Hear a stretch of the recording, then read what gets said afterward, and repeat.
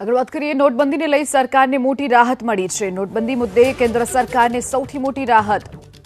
Appearance by the court and cited the judgment. What emerges from an understanding?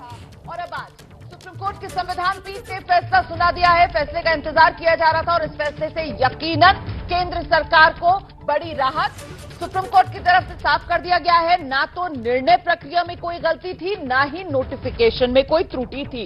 सीधे रुख करते हैं, मेरे सहयोगी निपुण सहगल इस वक्त हमारे साथ मौजूद है। निपुण, विस्तार से बता दीजिए संविधान के पीठ के आज के फैसले के बारे में दर्शकों को।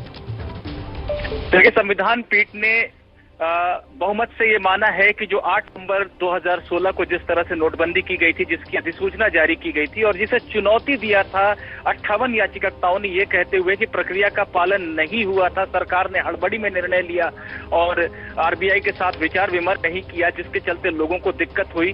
सुप्रीम कोर्ट ने सारी फाइलों के अध्ययन के बाद माना है कि प्रक्रिया का पालन किया गया और प्रक्रिया कैसे चलेगी ये इसका अधिकार आरबीआई और सरकार के पास है। 6 महीने तक चर्चा हुई थी, उसके बाद 2 दिन तक अंतिम विचार विमर्श हुआ था, जिसके बाद ये निर्णय हुआ। तो प्रक्रिया में कोई गलती नहीं थी। जहां तक लोगों को हुई तकलीफ का सवाल है, वहां ये देखना पड़ेगा कि आखिर उद्देश्य क्या था। भले ही वो उद्देश्य पूरा हुआ हो या नहीं हुआ हो, लेकिन उद्देश्य था काला धन पे लगाम लगाना, नकली नोटों पर लगाम लगाना। तो इस तरह के उद्देश्यों के चलते इसको लागू किया गया था। ऐसे में कहीं ना तो निर्णय लेने की प्रक्रिया में कोई गलती थी, न ही उद्देश्य में कोई गलती थी, जिसके आधार पर 8 नवंबर 2016 की अधिसूचना को रद्द करने की जरूरत है। यानी सरकार के फैसले पर सुप्रीम कोर्ट ने मोहर लगा दी है कि 500 और 1000 के नोट जिस तरह से वापस लिए गए थे, वो प्रक्रिया सही थी और उसे रद्द नहीं किया जा सकता है। इस पूरे मामले में अदालत में आपत्ति किस बात को लेकर जताई गई थी, किस तरीके से दोनों पक्षों की तरफ से दलीलें रखी गई, जरा ये भी बता दीजिए दर्शकों को। निपुण, बिल्कुल, याचिकाकर्ताओं की तरफ से मुख्य बात ये कही थी कि 26(2) सेक्शन जो है आरबीआई एक्ट का, जिसके तहत रिजर्व बैंक को यह अधिकार है कि वो नोट वापस ले, उसका पालन नहीं किया गया था। वहां पर सरकार और रिजर्व बैंक के बीच में बहुत चर्चा होनी चाहिए।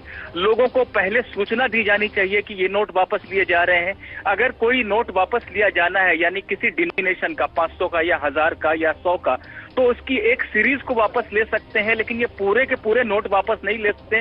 इस तरह की बात कही गई थी, जबकि सरकार ने कहा था कि ये हमारी शक्तियों के दायरे में आता है और इसमें कोई गलती नहीं है। और पूरे के पूरे नोट वापस लिए गए थे और इसका उद्देश्य बिल्कुल सही था। सरकार ने जरासंध का भी उदाहरण दिया था कि जिस तरह से जरासंध को महाभारत में चीरकर उसके टुकड़े किए गए थे, वैसे ही काला धन और आतंकवाद, इन समस्याओं के टुकड़े करने जरूरी थे।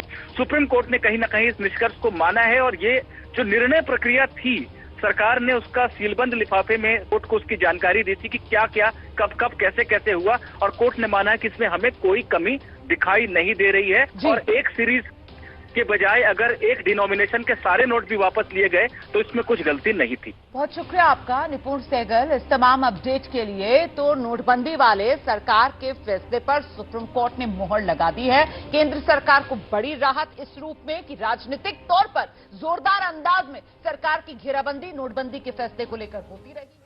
तो नोटबंदी मुद्दे केंद्र सरकारने सुप्रीम कोर्ट तरफथी मोटी राहत मળી છે। અરજી કરતા જે હતા તેના દ્વારા કહેવામાં આવ્યું હતું કે આરબીઆઈ સાથે મળી અને કેન્દ્ર સરકારે જે વિચારણા કરવાની હોય છે તે નથી કરી અને જાતે જ નોટબંધી કરી દીધી છે, તેને લઈ અને મોટી રાહત કેન્દ્ર સરકારને મળી છે। નોટબંધીની પ્રક્રિયાને સુપ્રીમ કોર્ટે યોગ્ય ગણાવી। નોટબંધીના નોટિફિકેશનમાં પણ કોઈપણ પ્રકારની ત્રુટિ ન હોવાનું સુપ્રીમ કોર્ટે જણાવ્યું છે। 500 અને 1000ના દરની જે નોટો 2016થી બંધ કરવાનો નિર્ણય જે કેન્દ્ર સરકારે લીધો હતો તેને પણ સુપ્રીમ કોર્ટે યોગ્ય ગણાવ્યો છે। બહુમતીથી સુપ્રીમ કોર્ટની સંવિધાન બેન્ચે આ નિર્ણયને હકારાત્મકતાથી જવાબ આપ્યો છે અને કેન્દ્ર સરકારને સુપ્રીમ કોર્ટ તરફથી મોટી રાહત મળી છે। તો સાથે જ કેન્દ્ર સરકારે એમ પણ જણાવ્યું કે જે કાળું નાણું છે તેને મોટા પ્રમાણમાં નાથવા માટે આ નિર્ણય લેવામાં આવ્યો હતો।